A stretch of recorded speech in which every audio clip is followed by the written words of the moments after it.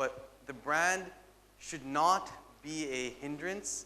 It won't be the only reason you win, but if you rely only on that, it could be problematic. I mean, just another question I want to ask you based on your experience. Are there old economy companies with coveted brands who have been able to kind of navigate well in the digital world and do well, and what we could learn from them other than GE, which we keep reading about them?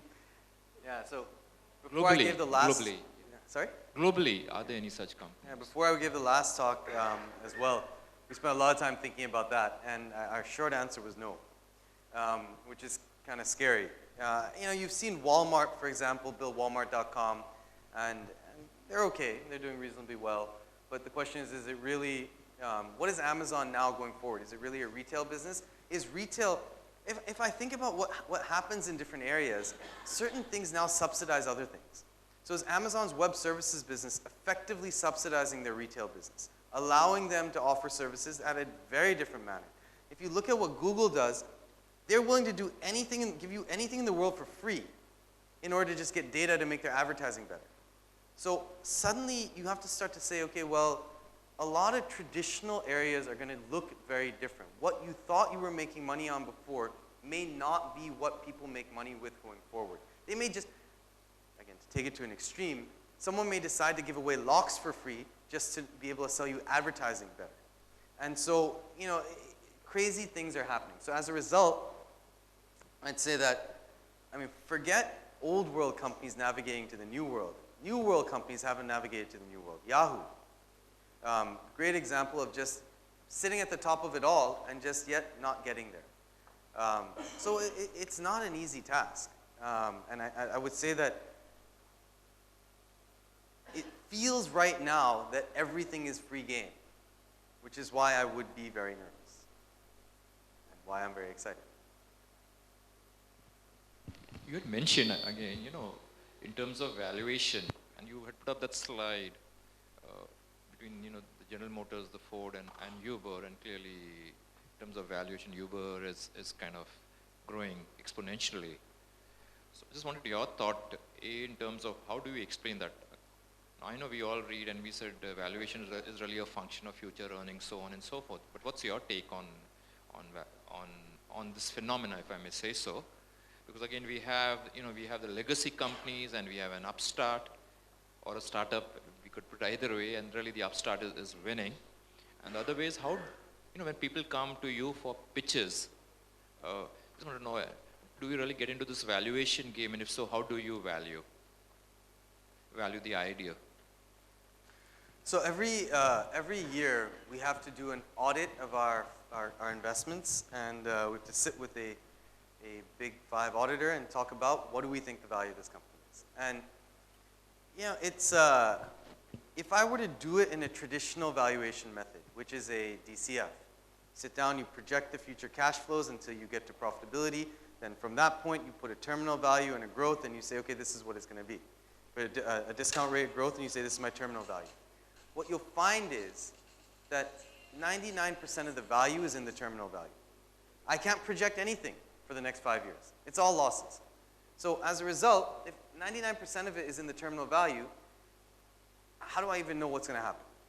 So if that's the case, then you try to say, okay, well, let me take some parts of this business and dissect it back. So if I were to look at what I imagine someone would say for Uber, they'd say, okay, how's San Francisco looking? Let's look at a cohort. San Francisco generates this much in revenue. From numbers I've heard anecdotally, San Francisco is about $2 billion. So if San Francisco is about $2 billion in revenue, and it generates this much in profit out of that, what would happen if 148 more cities came on looking like this?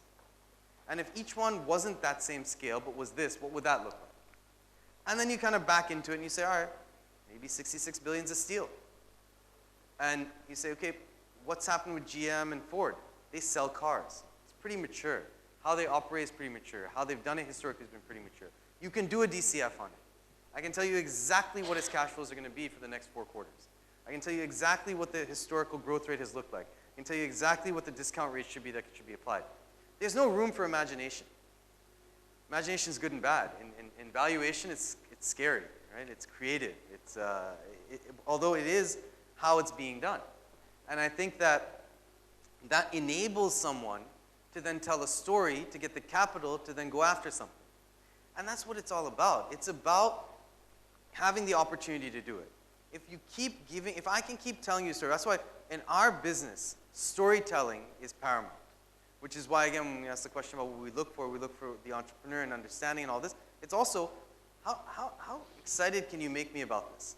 Why should I care? If you're going to come in and tell me that your business is all about ensuring that, you know, I can find a cab when I want to find a cab, you're not going to get a $66 billion valuation. If you tell me that you're fundamentally changing the thought of access versus ownership and making it such that people may never own anything ever again and they'll just get it in time and that's what I want to go after, you're suddenly saying, forget GM and Ford, that's irrelevant. There was an article recently where and this is how pervasive it is in their thinking at Uber. Even the person running Uber in India said, look, you can compare us to Ola all you want. That's not what we care about. We're looking at how many movements take place in the city and how do we disrupt that. That's just a different scale of thought. So the other part of your question, when people come to us, we're trying to, valuation is a hard one. It is definitely an art, not a science. And so, you know, I think that you hope that you're understanding the long-term model effectively. You hope that you're connecting with the right type of person, but I would not tell you that we've got a perfect spreadsheet that we pull out and we say, okay, yes, this is what it is. Just just a thought. Because Shirish is sitting next to me. So there are many firms in the world which have made a living out of brand evaluation.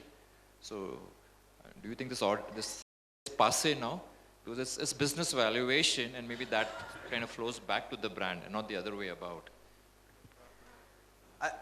I think the world takes time to evolve, right? And so I think that I'd imagine a fair number of banks lent to, let's say, a Kingfisher on the brand and on the value of the brand. And so I'd imagine that they are now waking up to the idea that maybe the brand value isn't enough in and of itself. I'd say that product innovation and product change has an ability. Let's take Nokia. You know, it was sitting very high, 60-70% market share in India. First the Micromax came, then a Xiaomi came. You'll keep seeing people come. So, yeah, I think you can't sit with just brand and brand value as your biggest asset.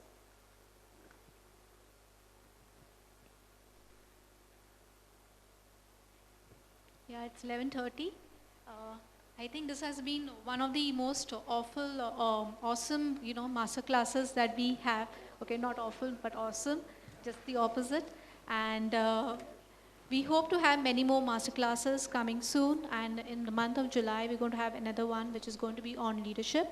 I would like to personally thank Sandeep for coming here and on a Saturday and spending time with us. And I would request Mr. Verma, if you could please step forward and, hand over Sandeep a small memento from Godrej and Boys. It's an in-house product of ours, Goldilocks. Can we have a huge hand of applause for Sandeep? Thank you. I hope, wow, this is heavy.